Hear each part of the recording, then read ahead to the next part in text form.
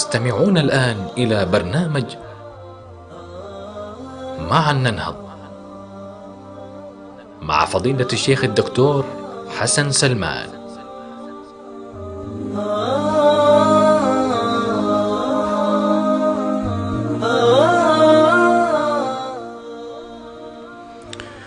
الحمد لله رب العالمين، والصلاة والسلام على رسول الله الأمين، ونشهد أن لا إله إلا الله وحده لا شريك له، ونشهد أن محمدا عبده ورسوله. مستمعون الكرام، السلام عليكم ورحمة الله وبركاته، ومع برنامجكم الأسبوعي معا ننهض، وفي الحلقة الرابعة، وهي الحلقة الأخيرة بإذن الله تعالى في شهر شعبان، ونحن نقبل بإذن الله تبارك وتعالى على شهر رمضان المبارك، فكان لابد أن تكون لنا وقفة في برنامج معا ننهض لكيف يمكن أن نستقبل هذا الشهر المبارك. عنوانها كيف نستقبل رمضان في زمن الكورونا. ونعلم أيها الإخوة والأخوات الكرام بأن الله سبحانه وتعالى الذي خلق الخلق، والذي أمرهم سبحانه وتعالى بعبادته، وأمرهم بالعمران والاستخلاف في الأرض، وأمرهم في كل موسم بقومة من القومات التي تحدثنا عنها، فقوم للصلاة، وقوم للصيام، وقوم للحج، وقوم لقيام الليل، وقوم للإنتاج، إلى غير ذلك من القومات ومن النهضات. فإننا نحن أمام شهر يتطلب قومة خاصة، فيه قوم للصيام، وفيه قوم للقيام. يقول النبي صلى الله عليه وسلم: من صام رمضان إيمانا واحتسابا غفر له ما تقدم من ذنبه، ومن قام رمضان إيمانا واحتسابا غفر له ما تقدم من ذنبه.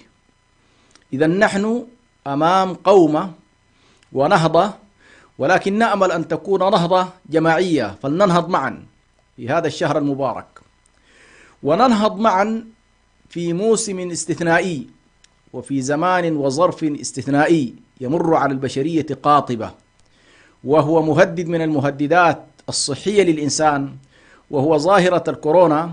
هذه الظاهرة التي ألمت بالبشرية، ونسأل الله سبحانه وتعالى أن يرفعها عنا، وأن يجعل من مات فيها متقبل عنده سبحانه وتعالى، ومن أصيب فيها أن يشفيه عاجلا غير آجل، وأن يحمي من لم تصبه، إنه ولي ذلك والقادر عليه.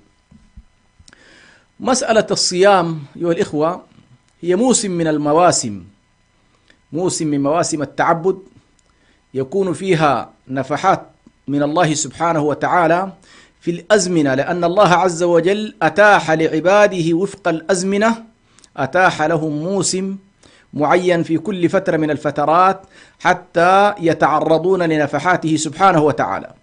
فالله عز وجل أقام هذا الكون وفق الخلق والاصطفاء، ويقول سبحانه وتعالى: وربك يخلق ما يشاء ويختار. فالله عز وجل يخلق ويصطفي ويختار، كما قال الله سبحانه وتعالى: إن الله يصطفي من الملائكة رسلا ومن الناس، فيصطفي من الملائكة ما شاء، ويصطفي من الرسل ما شاء. إن الله اصطفى آدم ونوحا وآل إبراهيم وآل عمران على العالمين ذرية بعضها من بعض.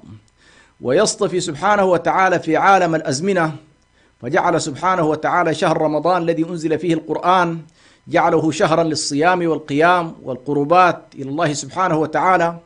ويصطفي سبحانه وتعالى في عالم وعوالم الأمكنة، فجعل سبحانه وتعالى مكة من أطيب البلاد وأفضل البلاد، فإن الصلاة فيها صلاة المسجد الحرام 100,000 فيما سواها من المساجد. ثم جعل مسجده عليه الصلاة والسلام من أفضل البقاع، فإن الصلاة فيه تعدل 1000 صلاة فيما سواه. ثم المسجد الأقصى، وجعل سبحانه وتعالى الصلاة فيه تعدل 500 صلاة، وهكذا. فالله سبحانه وتعالى يفاضل بين الأمكنة، ويفاضل بين الأزمنة، ويفاضل بين العباد كل ذلك بحكمته سبحانه وتعالى، ولكننا يريد الله سبحانه وتعالى أن نتعرض لهذه الأزمان.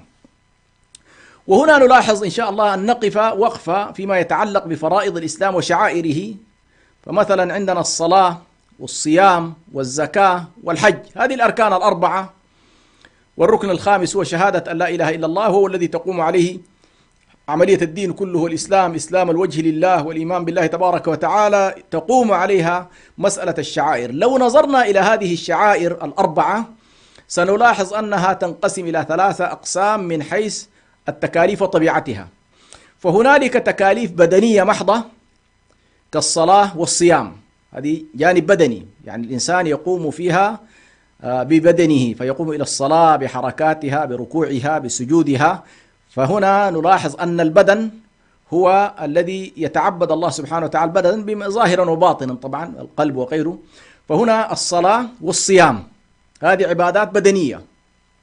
وجعل سبحانه وتعالى الزكاة عبادة مالية، أن الإنسان يعني يتقرب إلى الله سبحانه وتعالى ببدنه، ويتقرب إلى الله سبحانه وتعالى كذلك بماله.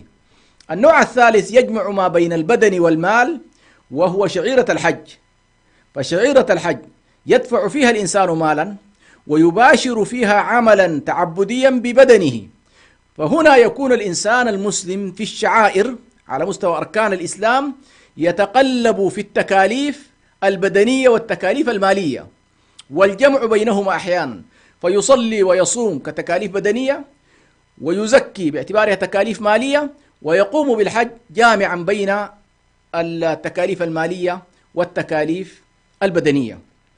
هذا على مستوى التكاليف الأركان التي يقوم عليها هذا الدين.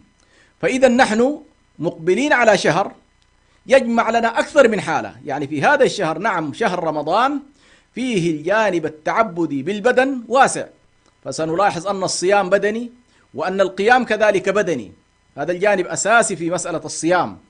والله سبحانه وتعالى أوجب هذا الشهر، أوجب على عباده الصوم في هذا الشهر بقوله سبحانه وتعالى: يا أيها الذين آمنوا كتب عليكم الصيام كما كتب على الذين من قبلكم لعلكم تتقون.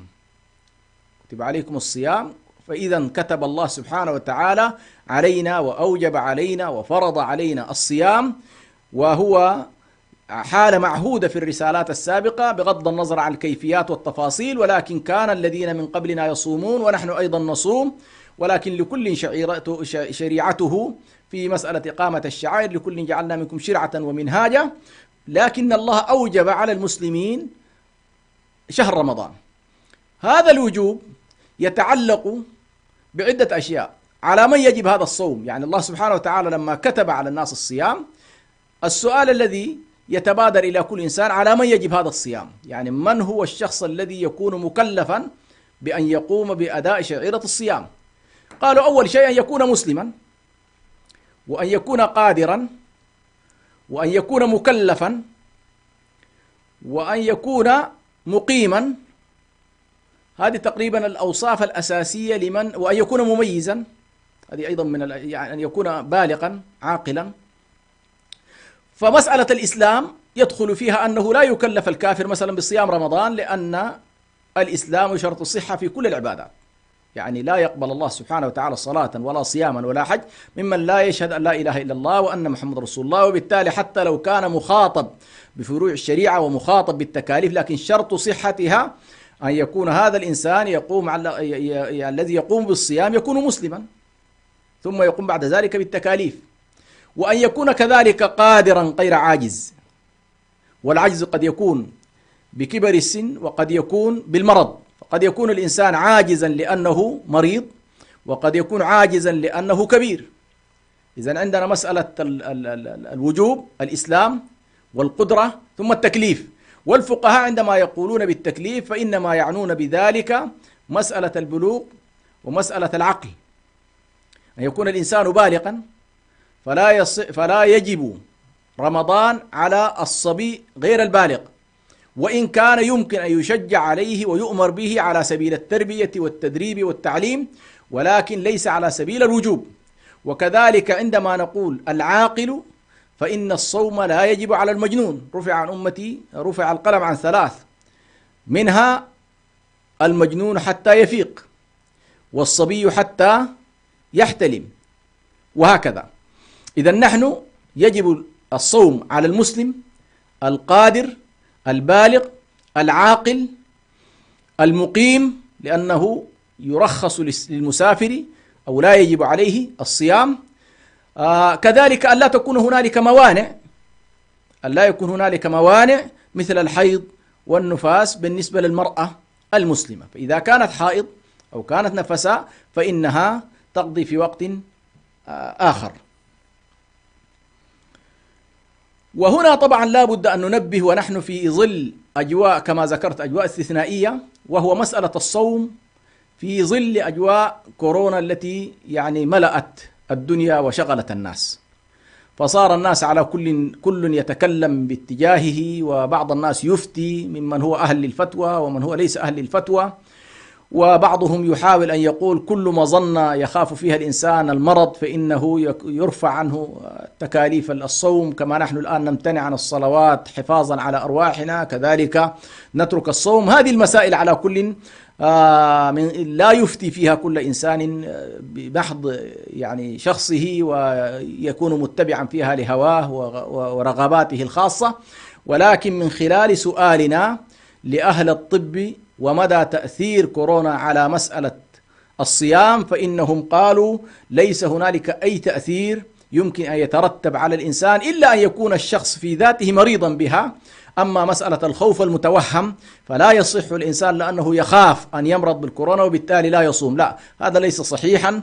وبالتالي يجب أن يصوم جميع المسلمين شهر رمضان، ولا يتعللون بالخوف من المرض، ولا يتعللون بالخوف من أن والله احتمال أن يأتي إليه، لا، إذا كنت مريض مرض حقيقي فأنت معذور، لكن لست مريض، فالتعلل بهذه الأمور كلها طبعا نوع من التسيب ونوع من التساهل في أحكام الشريعة، وهذا ما لا ننصح به ولا نحاول أن نسوقه للناس. وأفتت حقيقة مجموعة من الروابط العلمية بهذه المسألة بناء على جواب علماء الطب الحديث، فإن الإفطار خشية الإصابة بفيروس كورونا أو نحوه تقدير فاسد واحتياط متوهم باطل وعذر غير معتد به شرعا. والمقرر في الفقه والقواعد الأصولية أن الإفطار لا يجوز على التوهم والظن حال الصحة والإقامة. فما دام أنت مقيم وما دام أنك صحيح ولست بمريض ولا مسافر فإنه يجب عليك أن تصوم شهر رمضان المبارك. كذلك مسألة الوجوب نقول بأنه يجب كذلك شهر رمضان برؤية هلاله، أن يرى الناس هلال رمضان، وإن قم عليهم أو غبي عليهم أي غاب يعني حصل ما يجعل على الأقل الناس لا يرون الهلال فإنهم يكملون عدة شعبان 30 يوما. إذا نحن أمام إما أن نراه رؤية مباشرة وإما أن يكون هنالك إكمال لعدة شعبان. وهنا طبعا لا بد أن ننبه لكل مستمعينا في كل بقاع الأرض بأن في ظل على الأقل الواقع الذي تتعدد فيه الآن الدول وتتعدد فيه المجامع العلمية وكل بلد لها على كل رؤيتها، وعموما اختلاف المطالع أيضا قد يكون معتبر، اختلاف مطالع الأهلة، وهنالك من يعمل الآن بالحساب وهنالك من يعمل بالرؤية فقط وهنالك من يجمع ما بين الحساب والرؤية. كل ذلك على كل إذا استصحبناه فإننا نحن ننصح في من هذا المنبر بأن كل إنسان في البلد الذي هو فيه عليه أن يصوم مع المسلمين وأن يفطر مع المسلمين الذين هم على الأقل في هذا البلد. ونكتفي بهذا ونعود إليكم بعد قليل إن شاء الله.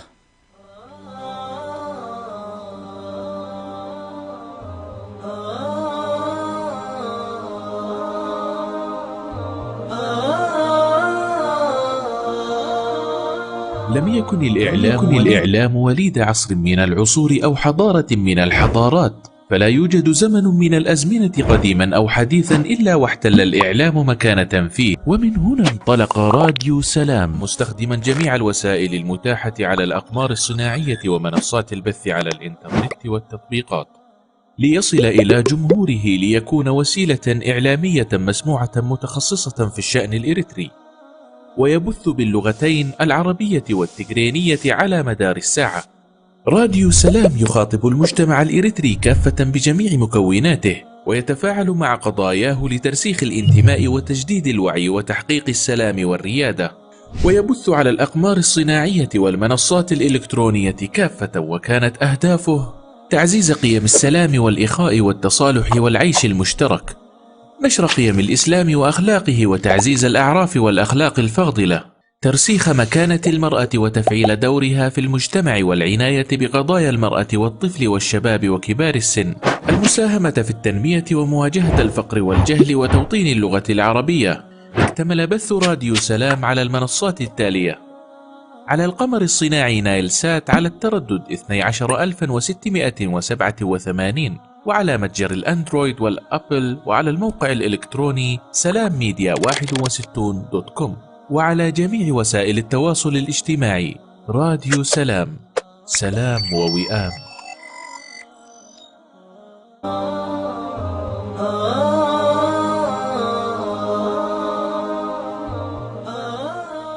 تستمعون الآن إلى برنامج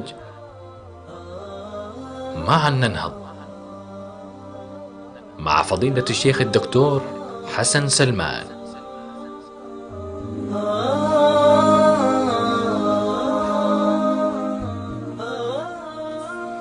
بسم الله الرحمن الرحيم. الحمد لله رب العالمين، والصلاة والسلام على رسول الله الأمين. نواصل بإذن الله تبارك وتعالى ما كنا نتحدث فيه من أن الصيام على الإنسان إن شاء الله أن يرتبط بالمكان الذي هو فيه، فيكون صلاته وصومه وعيده عموما مع أهل البلد الذي هو فيه، تجنبا للاختلافات والإشكالات والتناقضات. فأنت تفرح مع المسلمين الذين في البلد الذي أنت فيه، تصلي معهم، تعيد معهم، تصوم معهم، تفطر معهم. والنبي صلى الله عليه وسلم يقول: الصوم يوم تصومون، والفطر يوم تفطرون، والأضحى يوم تضحون. في هذا الحديث عموما دلالتان: الدلالة الأولى على أن الإنسان يكون مع الجماعة الجامعة والعامة، وألا ينفرد عن الناس ولا يشذ عنهم قدر الإمكان. الأمر الثاني: إذا اجتهد المسلمون في التحري واجتهدوا فيه سواء أصابوا أم أخطأوا، فإن هذا إن شاء الله شرعا هو الذي يلزمهم. فما دام أنهم اجتهدوا ورأوا أن هذه بداية الصيام وهذه نهاية الصيام، فإنهم إن شاء الله يكونوا مأجورين في ذلك، ويصح بعد ذلك صومهم، ويصح عيدهم، ويصح إفطارهم. حتى لو حصل خطأ فإن ذلك إن شاء الله مما يعفى عنهم.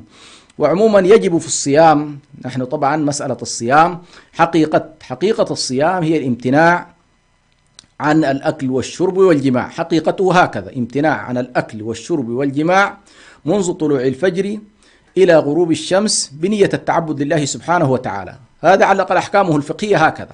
أما جوهر الصيام هو أن يؤدي الإنسان إلى مجموعة من المقاصد إن شاء الله سنأتي إليها، لكن ما يلتزم به في الأحكام الفقهية هو الامتناع عن الأكل والشرب والجماع، وما في حكمهما، ما في حكم الأكل والشراب والجماع فإنه يمتنع عن ذلك. وهذه أركانه، بدءا من طلوع الفجر الصادق وانتهاء بغروب الشمس، ولكنه يكون قاصدا في ذلك، في هذا الامتناع عن الأكل والشرب والجماع، قاصدا التعبد لله سبحانه وتعالى.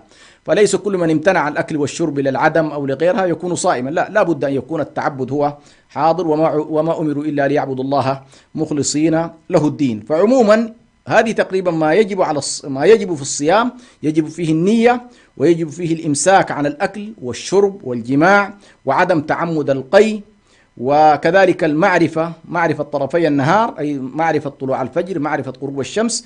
هذه من الأشياء المهمة. وأما مفطراته فهي الإخلال بذلك. مفطرات من يخل بواجبات الصوم.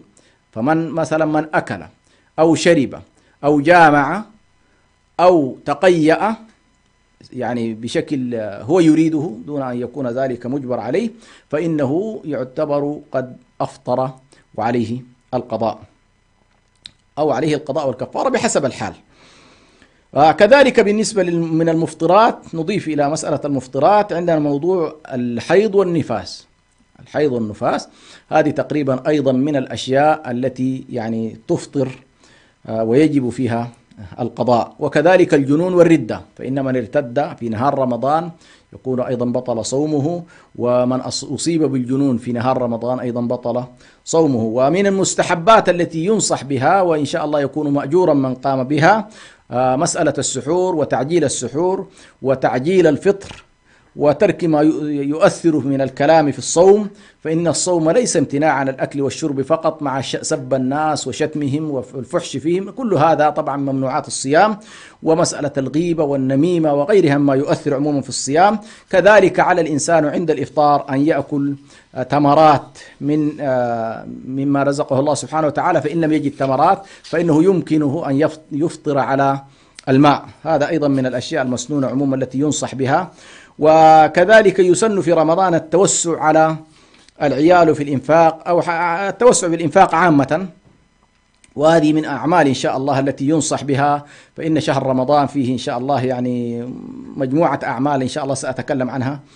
ولكن دعونا نقول بأن مسألة هنالك حالتين ربما يسأل عنهما الناس. الحالة الأولى الحامل والمرضع، وماذا تفعل الحامل وماذا تفعل المرضع؟ فإن ما ينصح به إن شاء الله بالنسبة للحامل والمرضع إذا خافتا على نفسيهما أو على ولديهما تفطران ثم تقضيان، هذا المذهب الوسط، تفطران ثم تقضيان.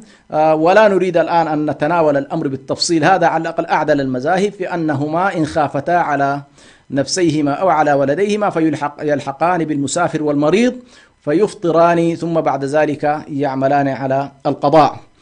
وأما المريض والشيخ الكبير، الشيخ الكبير هو الشخص الذي يعني طال به العمر وصار على الأقل لا يطيق الصيام، فهذا يفطر عليه موضوع الإطعام، عليه الإطعام. والإطعام هو أن يخرج طعاما للمسكين بمقدار 435 جرام تقريبا من قوت أهل البلد، سواء دقيق أو رز أو غيره من الأشياء. لا بد أن نراعي أكل البلد، فإن كان أكل البلد رز تخرج رز، وإن كان أهل البلد يأكلون القمح تخرج القمح بهذا المقدار 435 جرام، يعني أقل من نص كيلو تقريبا إذا اعتبرنا الكيلو هو 1000 جرام من قالب. ويكون إخراجها بعد تحقق السبب وهو الإفطار في نهار رمضان، يعني يخرج الإنسان هذا الإطعام بعد أن على الأقل يكون خلاص أفطر في نهار رمضان، فيمكن كل يوم يطعم فيه مسكين أو يؤخرها جميعا إلى نهاية الشهر ويجمع 30 مسكين ويطعمهم. كذلك المريض إذا كان المرض، هنا المريض طبعا له حالتان. الحالة الأولى أن يكون مرضه مرضا يرجى برؤه، يعني يمكن أن يصح الإنسان بعد شهر رمضان، فهذا يفطر وعليه القضاء. أو يكون هذا الشخص مريض مرضا مزمنا ولا يرجى برؤه في حساباتنا الطبية، فهنالك مثل هذا يلحق بالشيخ الكبير ويكون حاله أن يطعم عن كل يوم مسكين.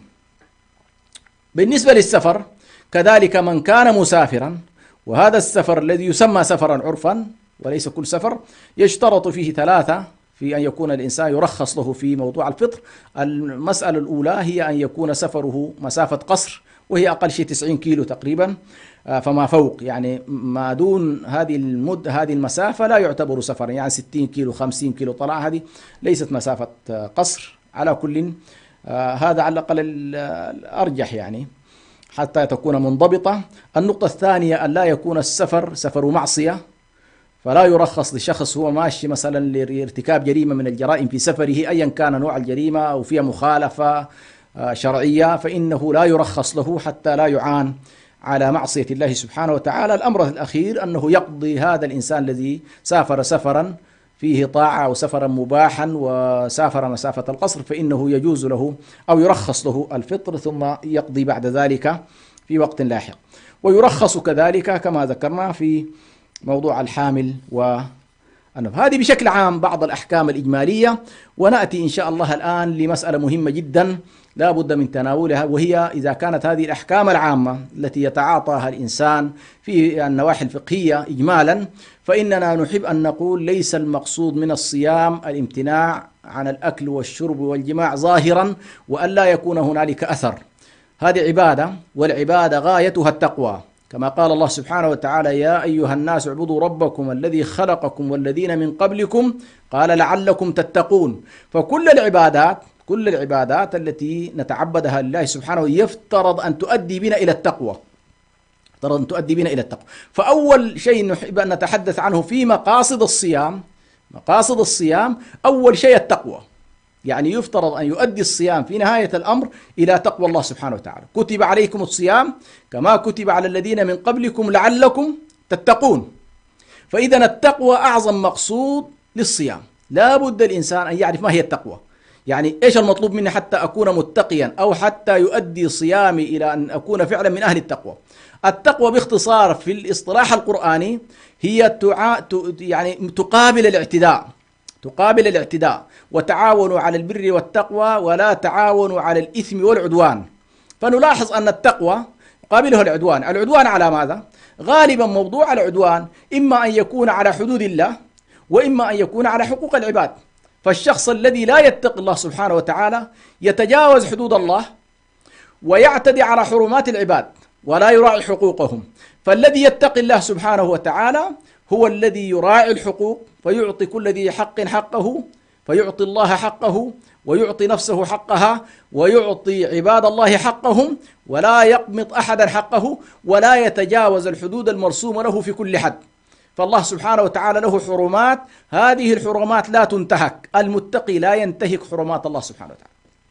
هذا أهم مقصد. يعني كل الصيام الآن الله سبحانه لخصه في قوله كتب عليكم الصيام كما كتب على الذين من قبلكم قال لعلكم تتقون.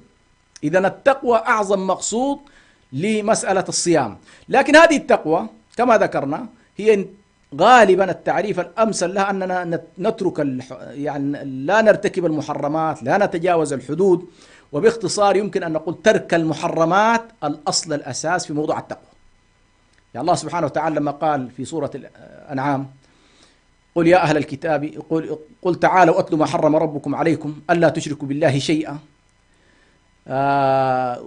وبالوالدين إحسانا، الوصايا العشر المعروفة، إلى أن قال وأن هذا صراطي مستقيما فاتبعوه ولا تتبعوا السبل فتفرق بكم عن سبيله ذلكم وصاكم به لعلكم تتقون. يعني كل هذه المحرمات تركها هو الذي يؤدي إلى التقوى. فالذي يريد أن يقول لنا كيف أتقي الله سبحانه وتعالى نقول له والله هذه القضايا التي قال الله عنها محرمات: إشراك بالله، عقوق الوالدين، قتل النفوس، ارتكاب الفواحش، الوفاء، عدم الوفاء بالعهود والمواثيق، عدم قول الحقيقة وارتكاب قول الزور، كل هذه الأشياء، أكل أموال اليتامى، هذه كلها الالتزام بها يؤدي إلى التقوى. اقتحامها خروج عن ملف التقوى أو خروج عن دائرة التقوى. وهذه مسألة مهمة جدا، وخاصة أن الله سبحانه وتعالى ربط دخول جنته سبحانه وتعالى بالتقوى. ربط الله سبحانه وتعالى دخول الجنة تلك الجنة التي نورث من عبادنا من كان تقيا، وخاصة الحد الأدنى من التقوى، لأن التقوى يمكن أن نقول بأنها تقوى الإسلام وتقوى الإيمان وتقوى الإحسان. يعني هذه على كل يمكن أن تترتب هكذا. الحد الذي لا يصلح معه دخول الجنة إلا بأن تأتي بتقوى الإسلام، وهي ترك المحرمات التي ذكرها القرآن الكريم. هذه المحرمات اقتحامها يؤدي إلى أن يخرج الإنسان عن دائرة التقوى. النقطة الثانية، وهي أيضا من الأشياء المهمة جدا في موضوع الصوم، من مقاصد هذا الصيام، وذكرت في الآيات كذلك في آيات الصيام في سورة البقرة، مقصد الشكر لله سبحانه وتعالى. هنا طبعا مسألة الشكر، شكر القولي والشكر العملي، وأن يكون الإنسان في حياته كلها يؤدي إلى الشكر، لأن هذا الشكر سبحان الله من أعظم المقاصد الشرعية في مسألة العمران والعبادة. الله سبحانه وتعالى قال واتقوا الله لعلكم تشكرون، فكأنما العبادة تؤدي إلى التقوى والتقوى يؤدي إلى الشكر. والشكر في حقيقته هو عبارة عن التزام أوامر الله سبحانه وتعالى في الاستخلاف في الأرض. يعني كل المنظومة التشريعية من خلال العبادات، من خلال العقائد، من خلال الشعائر، من خلال المعاش وفقه العمران، ينبغي أن تؤدي بنا إلى تعبد يؤدي إلى تقوى، والتقوى تؤدي إلى السلم المجتمعي، والسلم المجتمعي في النهاية يؤدي إلى شكر الله سبحانه وتعالى. إذن أعظم شكر، يعني أعظم قضية يصل بها الإنسان بصومه أن يكون شاكرا لله سبحانه وتعالى. والشكر في حقيقته يختصر كل ذلك، يختصر أن التعبد يؤدي إلى نتائج هي تقوى، والتقوى تؤدي إلى نتيجة هو الشكر، وهذه مرتبطة ببعضها في الخطاب القرآني. كونوا معنا إن شاء الله، سنعود بعد قليل، وجزاكم الله خيرا.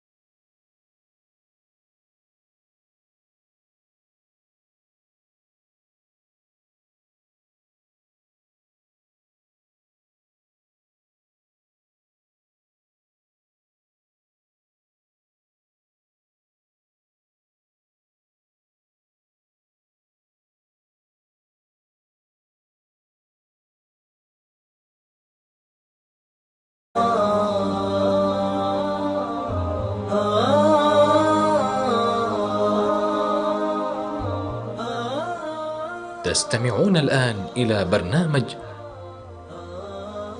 معا ننهض مع فضيلة الشيخ الدكتور حسن سلمان.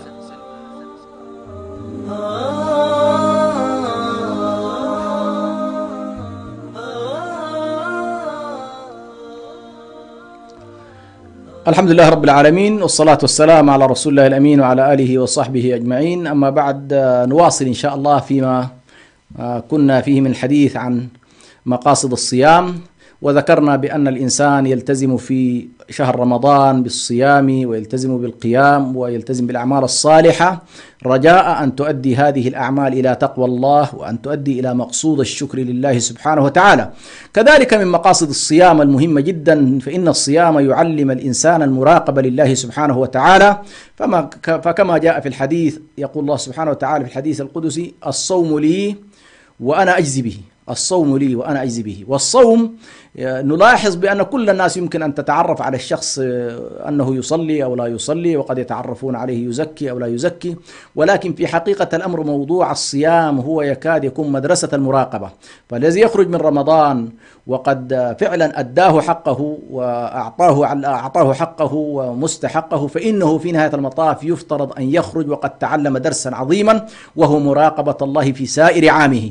يراقب الله في الخفاء، يراقب الله في العلن، يراقب الناس ويراقب الله وهو مع الناس مع غيرهم. على كل مسألة المراقبة من أعظم المقاصد التي ينبغي أن يتعلمها الإنسان وهو يمر بشهر رمضان، هذه المدرسة العظيمة التي لا يعرف أحد مثلا أنت تأكل أو لا تأكل، تشرب أو لا تشرب، تلتزم بالضوابط أو لا تلتزم. كل ذلك حقيقة ليعلم الله تبارك وتعالى، ليعلم من يتقيه تبارك وتعالى بالغيب ويخشاه بالغيب ويخافه بالغيب، لأن مسألة الغيب هي الأساس في مسألة إنه التقوى ومسألة شكر الله سبحانه وتعالى. أيضا مما يدخل في مقاصد الصيام موضوع الرشد.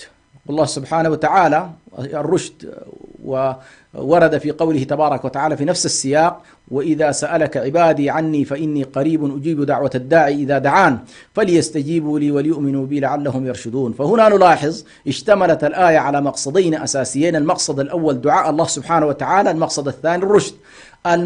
مقصد الرشد هو في نهاية المطاف كيف يكون هذا الإنسان منضبطا في سلوكه، راشدا في سلوكه، خارجا عن دائرة السفه، خارج عن دائرة الطيش. والصيام يعلم الإنسان هذا الانضباط، يعني الصيام من غاياته أن يربي فينا الرشد ويربي، لأن مسألة الرشد في النهاية مفهوم قرآني يبدأ من الفرد في سلوكه وينتهي بالدولة الراشدة التي تكون حركة المجتمع كلها وحركة السلطة قائمة على الرشد. فمسألة الرشد على كل موضوع طويل جدا، ولكنه حببت أن أنبه بأنه من مقاصد الصيام أن يربي فينا الرشد. كذلك من مقاصد الصيام وفق هذا التسلسل الذي لاحظناه الدعاء. فالإنسان عليه في الصيام أن يرتبط بالله سبحانه وتعالى في الدعاء، يكون له صلة مع الله سبحانه وتعالى، يدعو ما بين الصلوات، يدعو بالليل، يدعو بالنهار، يسأل الله سبحانه وتعالى. والدعاء هنا نوعان: دعاء ذكر ودعاء مسألة. دعاء المسألة أن يقول اللهم أهدني، اللهم أرشدني، اللهم تقبل مني، اللهم كذا. أما دعاء الذكر فهو التسبيح والتهليل والتحميد والتكبير إلى غير ذلك من الأشياء. وهذه من المقاصد العظيمة التي إن شاء الله نرجوها كذلك بأن نصل إلى هذا الأمر. أيضا من مقاصد الصيام أن يعلمنا الصيام الصبر.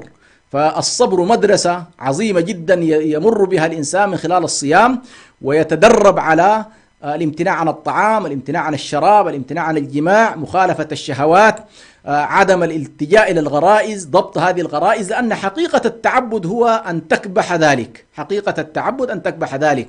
والصيام إذا كانت الصلاة تندرج في أبواب الذكر، وأقم الصلاة كما قال الله سبحانه أقم الصلاة لذكر أعبدني وأقم الصلاة لذكري ولذكر الله أكبر. الصلاة تنهى يعني تنهى عن الفحشاء والمنكر، ولذكر الله أكبر.